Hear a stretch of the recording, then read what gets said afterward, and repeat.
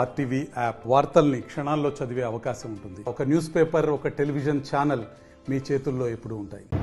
గత ప్రభుత్వం గురించి చెప్పాలంటే రైతు బంధు మొదలుపెట్టాక 6 నెలల కాలంలోనే రైతు బంధు పడతా ఉండే. ఈరోజు మేము వచ్చి 3.5 నెలలు అయిపోయాయి ప్రభుత్వ పరిపాలనలు తీసుకొచ్చి.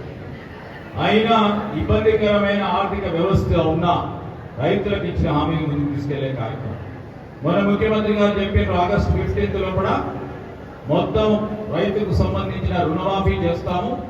ఆ రుణమాఫీలో ఒక ప్రయత్నంలో ఎక్కడ కూడా వెనకాడమని ఖచ్చితంగా కూడా చెప్పడం జరిగింది. రైతు సోదరులందరూ కూడా ఈరోజు రుణమాఫీ విషయంలో స్పష్టతతో అయిపోతా ఉన్న ఈ ప్రభుత్వాన్ని మీరు ఇంకా బలం చేకూర్చే ప్రయత్నం చేయాలని కోరడం మా ధర్మంగా మేము కలుస్తా ఉన్నాం. ఎందుకంటే రాబోయే 4.5 సంవత్సరాలు కూడా కాంగ్రెస్ పార్టీ ప్రభుత్వం ఉంటుంది. రైతుకు మేలు చేయాలంటే మీ ప్రోత్సాహం, మీ చేయూత, మీ బలం మాకు ఇంపార్టెంట్ కనుక మేము ఈరోజు కోరుతా ఉన్నాం. ఈ సందర్భంలో మేము అనేక సంక్షేమ కార్యక్రమాలు ముందుకు తీసుకెళ్తాము.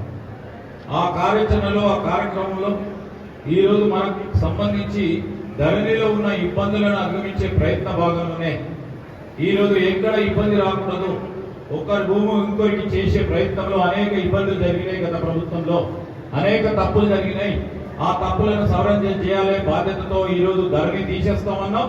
ఖచ్చితంగా అదే ప్రయత్నంలో ఉన్నాం.